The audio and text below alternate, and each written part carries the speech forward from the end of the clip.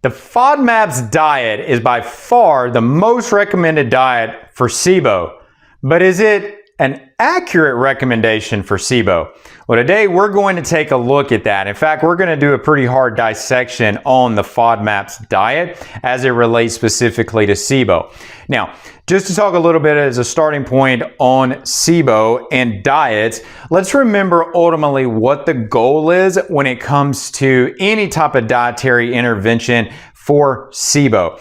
What we are ultimately trying to do is promote the restoration of what's known as eubiosis. Simply stated differently, just the balancing of the microbiota in the small intestine. That's the ultimate goal here.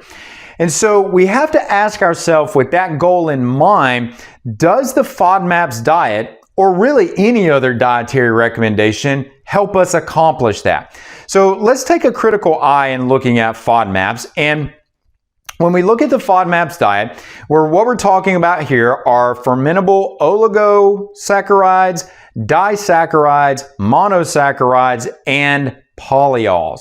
All right, so when you look at these oligosaccharides, these are going to be combinations of sugars that are from 3 to 10 sugars long, disaccharides being 2, monosaccharide is a standalone sugar, and then your polyols are going to be their own class with an alcohol, an OH group on them that classifies them as polyols. There's several different. In fact, I'll throw those up here on the screen so you can see exactly what those polyols look like, and all those OHs that you see on the screen there, that's what's delineating these as polyols. However, let's go back for a minute here. When we look at a low FODMAPs diet, and I want to emphasize for a moment the naming on this, and specifically how this is referred to as a low FODMAPs diet and not a no FODMAPs diet. Low, not no, okay? So, but we're even going to question that. When you look at this and think about this dietary pattern with the mindset of trying to normalize the microbiota, one of the things we have to ask ourselves is, do the foods that we're eliminating have the capacity to support the microbiota? And in fact, in many scenarios outside of SIBO and IBS, and frankly, IBS is really where FODMAPs has been looked at. When we really look at that, these food categories, oligosaccharides act as prebiotics. They can be beneficial to the microbiome. They're going to stimulate the microbiome. In fact, they can help the microbiome produce short-chain fatty acids. And it's really these short-chain fatty acids that stimulate the growth of other microbiota, as well as stimulate the healing of the cells that line the gastrointestinal tract if those have been damaged. As those cells rapidly turn over, they need an energy source to help them turn over quickly and adequately. Short-chain fatty acids do that, and those again are ultimately derived as one source from the oligosaccharides. So that's a question right there as to whether cutting that out is a good idea. And I'm going to talk about time frames on cutting these out. Let's go to the disaccharides. The two primary disaccharides that we talk about are going to be sucrose and lactose. Sucrose is going to be a combination of glucose and fructose. And that's mostly what most people think about as table sugar. And then your lactose is going to be a combination of glucose and galactose.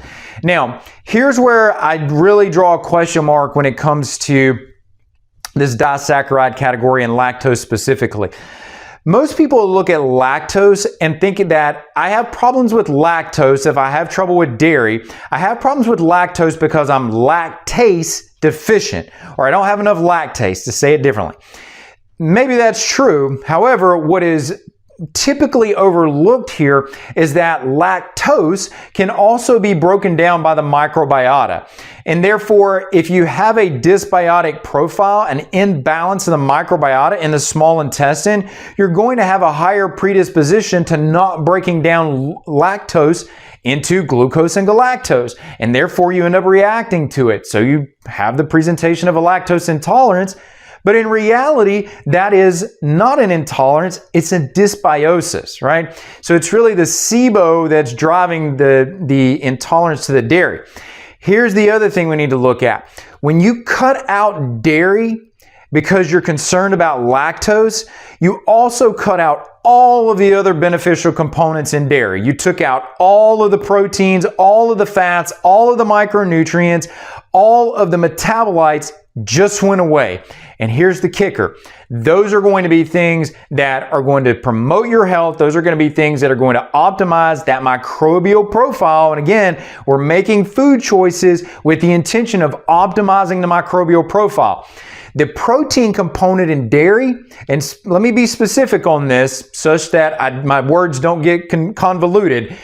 I am talking specifically about raw A2 sources of dairy only, not dairy across the board. Raw A2 dairy is what I'm referring to here.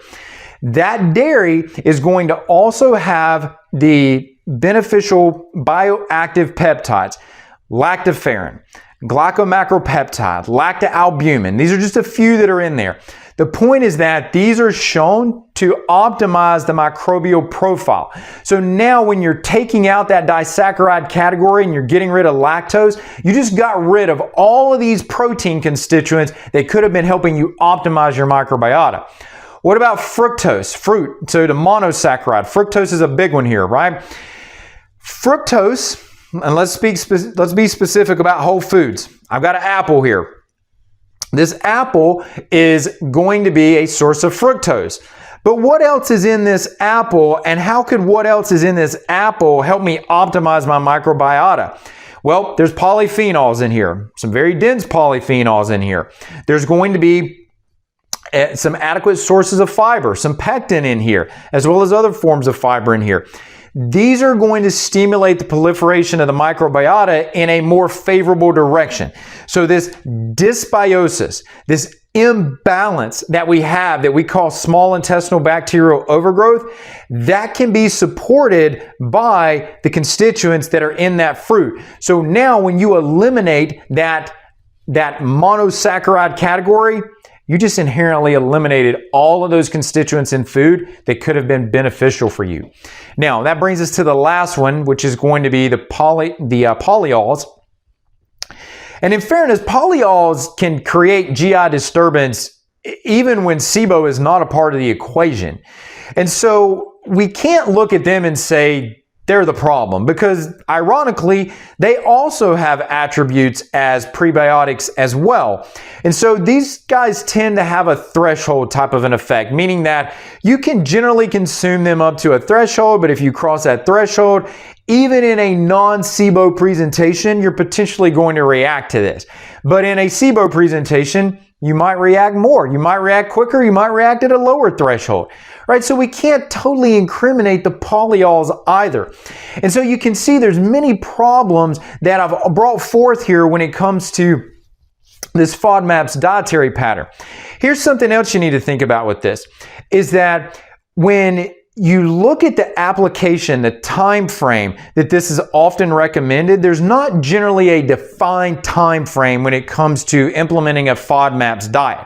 That's a problem. The literature doesn't support that. In fact, it's very clear that 6 weeks is really it. If you're not progressing at 4 weeks, you need to stop with the FODMAPs diet and you need to start reintroducing those foods back into your diet. Which leads us into another problem here, is that the restrictiveness on the FODMAPs diet is often completely unnecessary.